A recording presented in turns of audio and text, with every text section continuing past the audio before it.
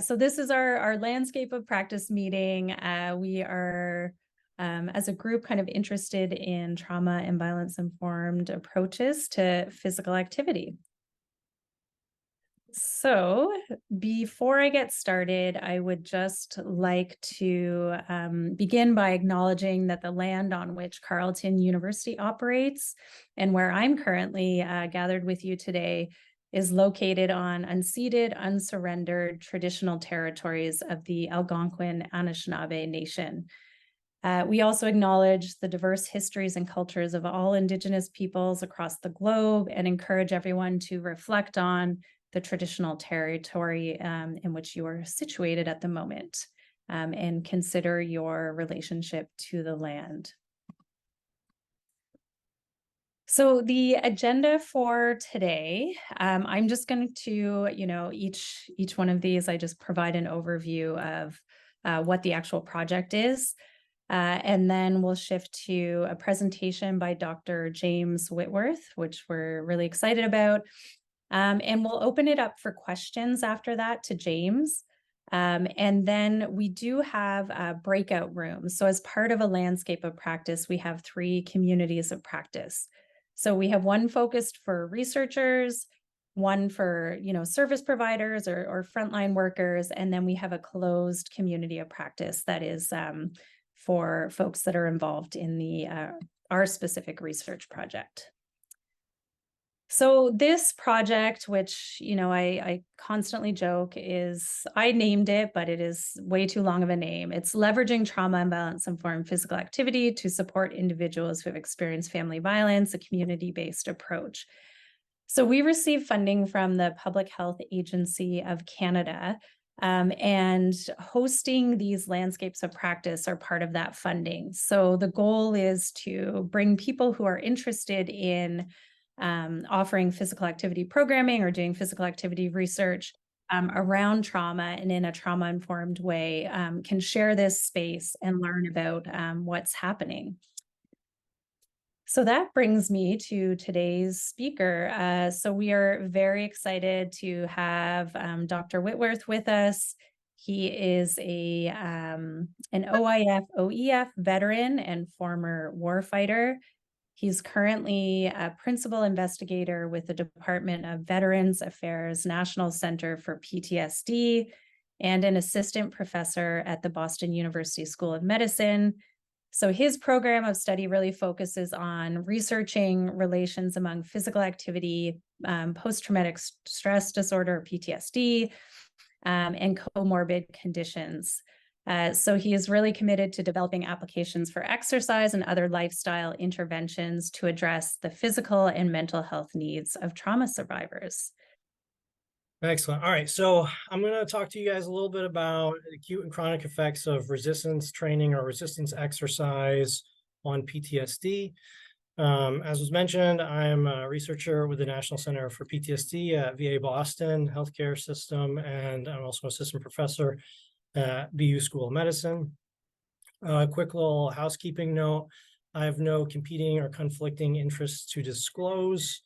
However, the content that I'm going to be talking about today is solely my responsibility. It does not necessarily reflect the official views of the Department of Veteran Affairs or the United States government or anything like that. One final disclosure, my work and research is supported by the VA, US VA Department of Veteran Affairs, and I have a career development award that helps me do stuff like this.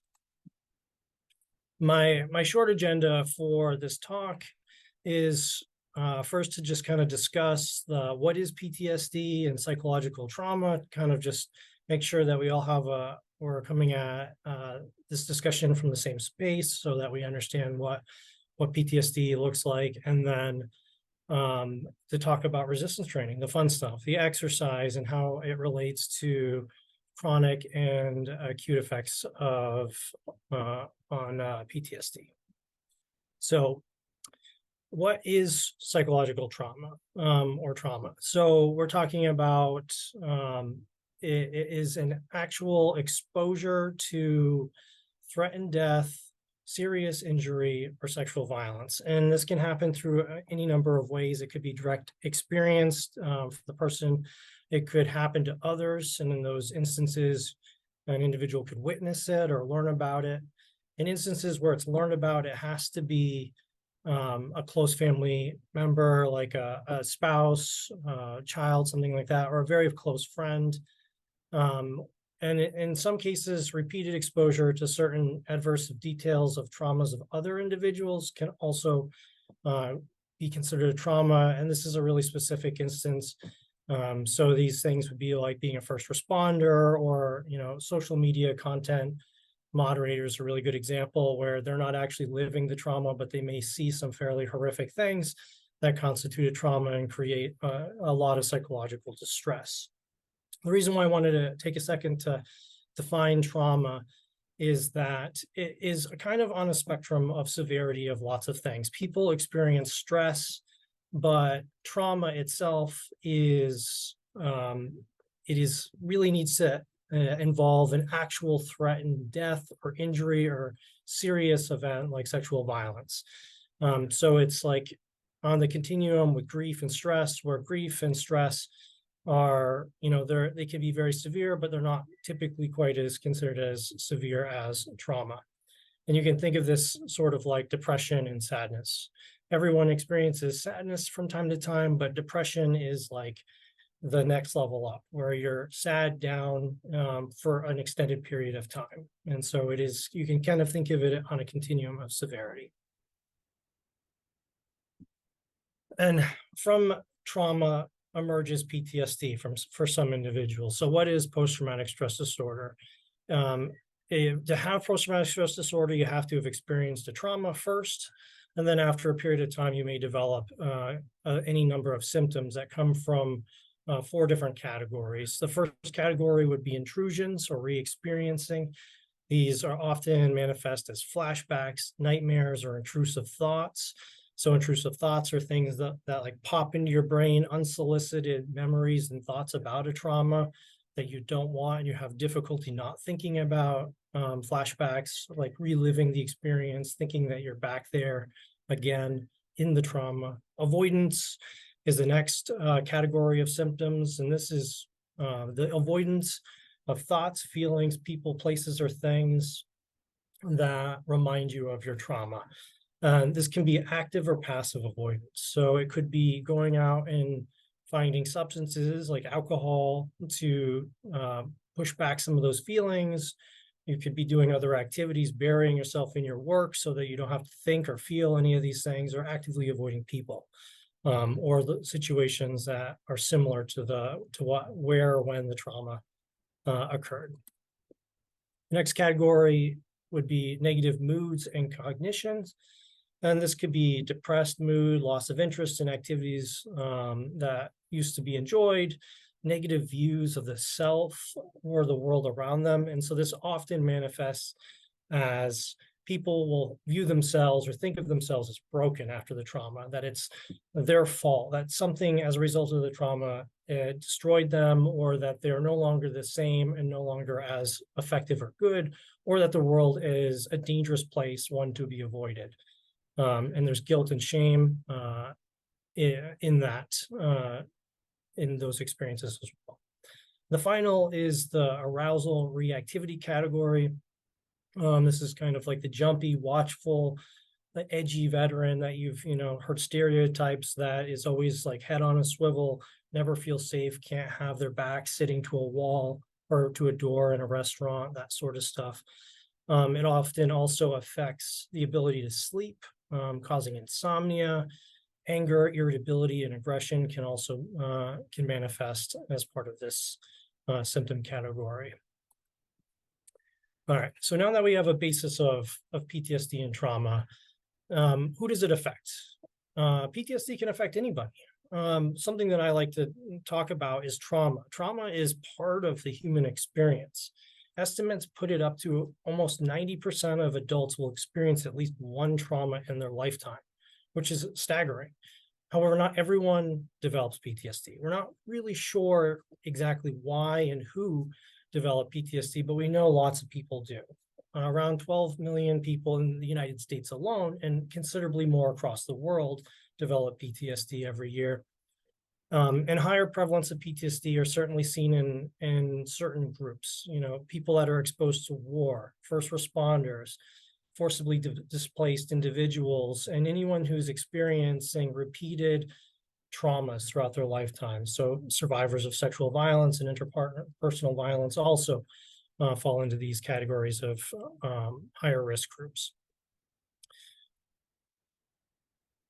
When someone has developed PTSD, well, what does it do? Well, it puts them at a higher risk of developing other psychological disorders. So someone with PTSD is at 80% more greater risk of developing depression, alcohol and substance use disorders, binge eating, anxiety disorders, because a lot of these, some of these are complementary symptoms like the depressive disorders, alcohol use and substance use disorders can manifest as people try to avoid thinking and feeling about their trauma. And the same thing with binge eating, and anxiety and panic go hand in hand with some of the other symptoms.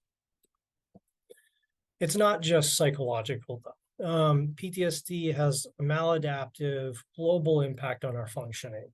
So it's, this is something that has been discussed for a long time, as PTSD is more of a systemic disorder opposed to a mental health disorder, because it affects all parts of our body and functioning, our ability to participate in our role in society. And some of this manifests as in a lack of physical activity and exercise, something that we're all motivated and interested in as part of this landscape.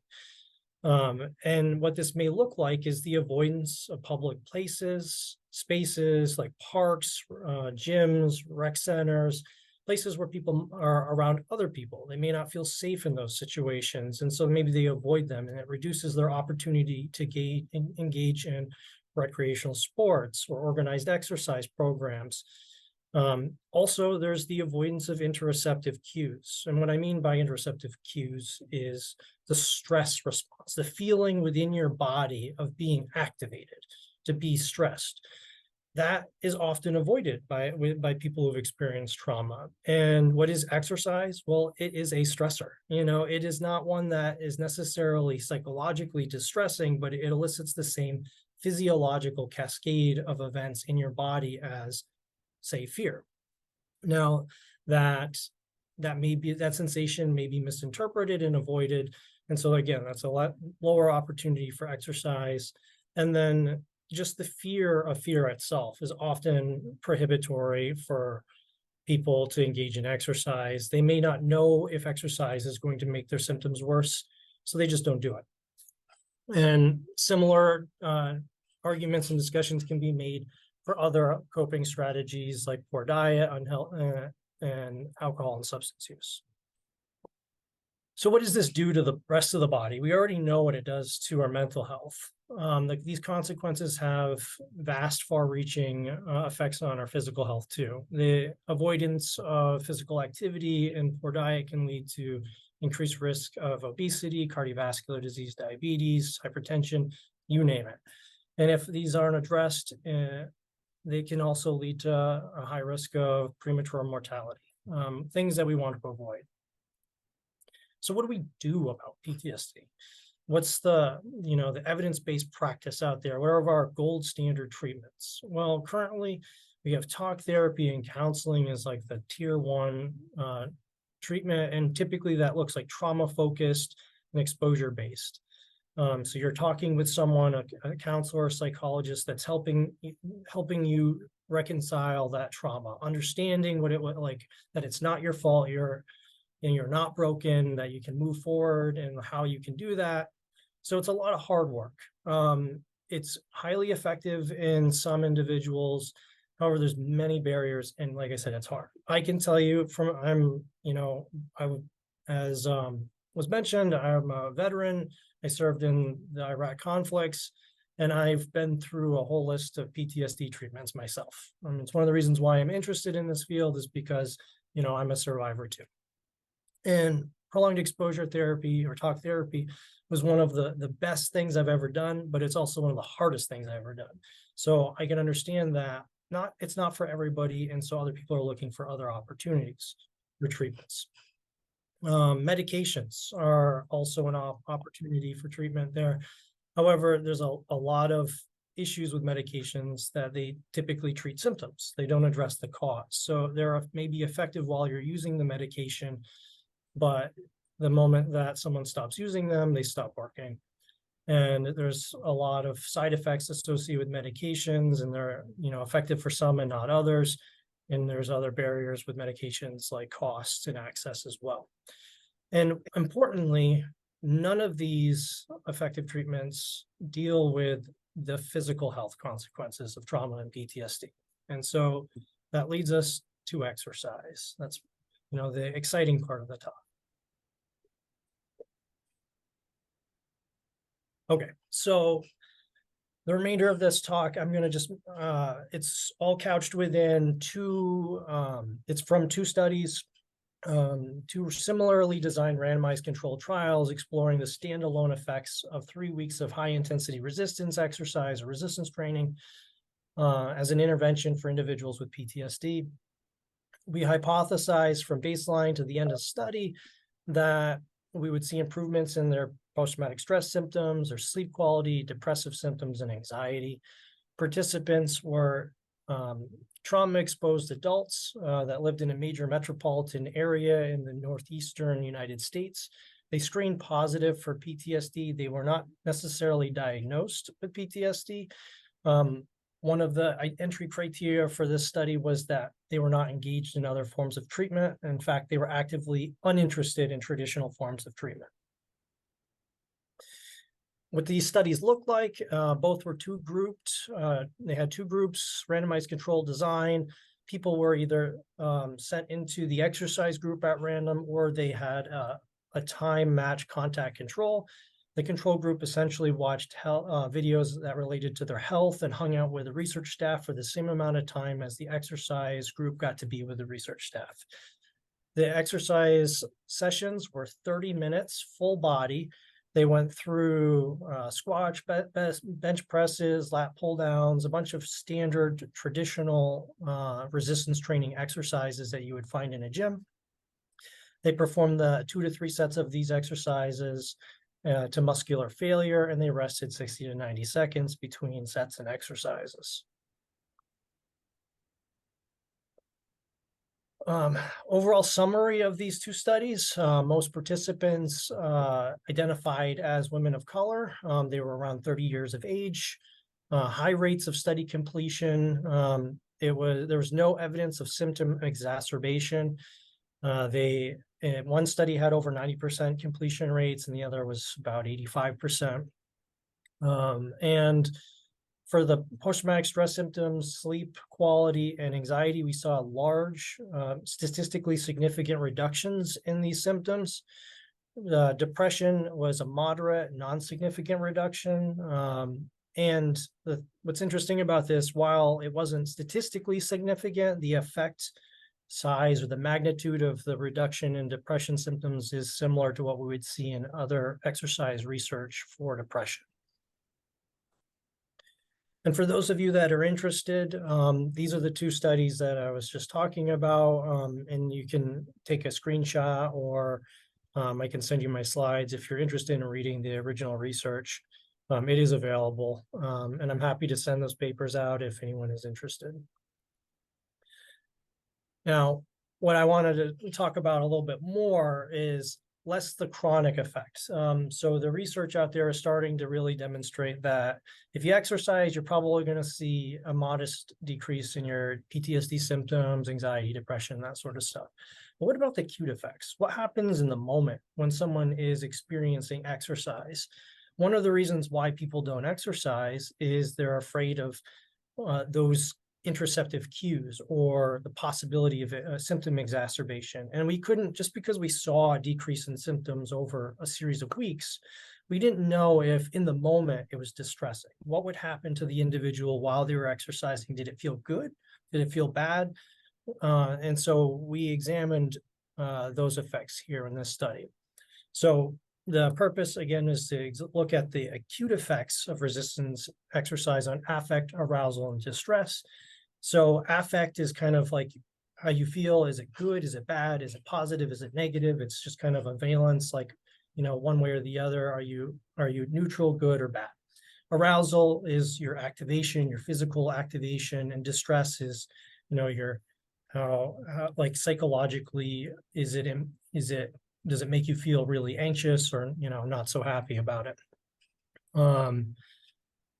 We hypothesized that the resistance training group would see improved affect, arousal, and distress in those acute effects, and that these acute changes would also predict positive changes in PTSD over time. And the methods for these analyses was we pooled all of the data from those two RCTs to look at the acute effects.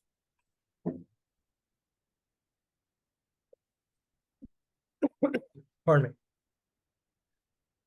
So what we did to measure the acute effects was at each exercise, beginning of each week during their exercise session, we'd measure their PTSD symptoms, affect, arousal, and distress at the very start of the session. We'd measure it again at the middle of the session and at the end of the session, and we'd see how things changed. We used a longitudinal mixed effects regression model, if anyone's interested.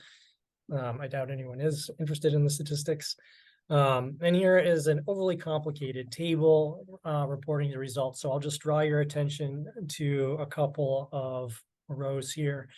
We see that there were differences by group and time. And what these differences translate to is that over time, the exercise group saw larger improvements in their affect. So they saw more positive affect, and they saw greater decreases in their distress levels over time compared to the control group. The arousal measure, we didn't see any by time differences, but we just saw that the exercise group was more aroused, which makes sense. They were more activated during exercise. And to give you a visual representation of these results, because a picture is worth 1,000 words. So if you look at the bottom, so on what would be the x-axis, we have the feeling scale is how we measure affect. And so again, it is this on the positive numbers. So the 1 through 5 would be feeling good. 0 is neutral. Negative numbers, so -1 through 5 would be feeling bad or not good.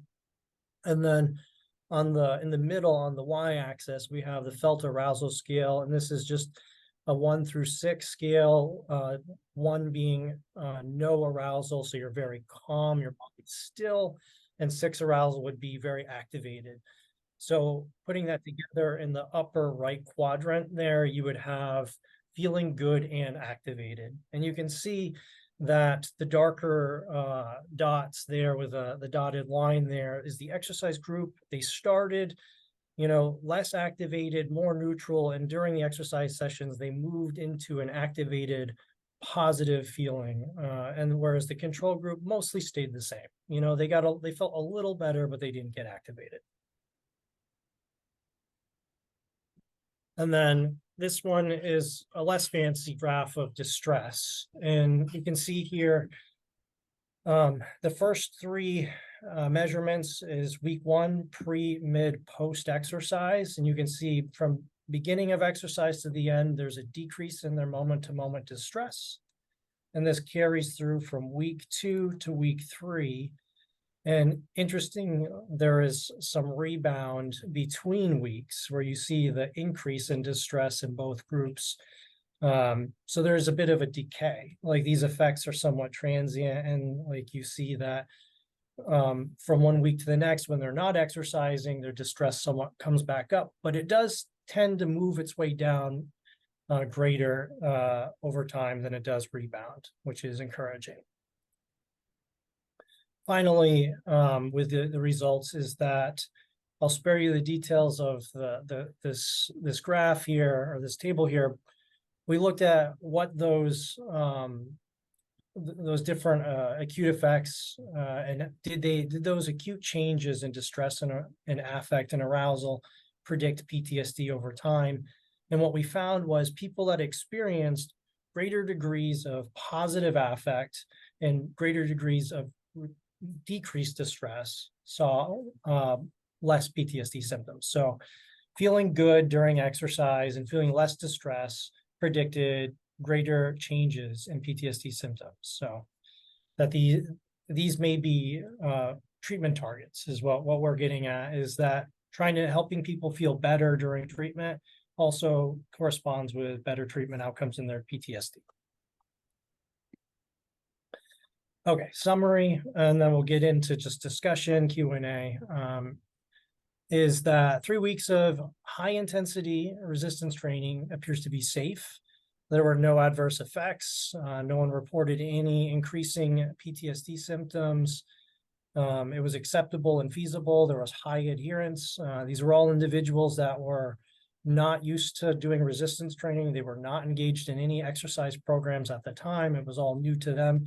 And many of them had never done any weightlifting before. They had maybe done yoga or running, and so it was a brand new experience to them. The training seems to improve PTSD symptoms, sleep and anxiety, and maybe depression over the course of several weeks. And then in the short term, exercise improved people's affect, reduced their distress, and those changes were predictive of their PTSD symptoms over time. For those of you that are in the research field that are interested in studying this sort of stuff, where do we go looking into the future? Well, pick a direction. Exercise and PTSD is a really new field, and we need all of it. You could do treatment development, mechanisms, epi studies, whatever it is you want to do, it would be a service to the field.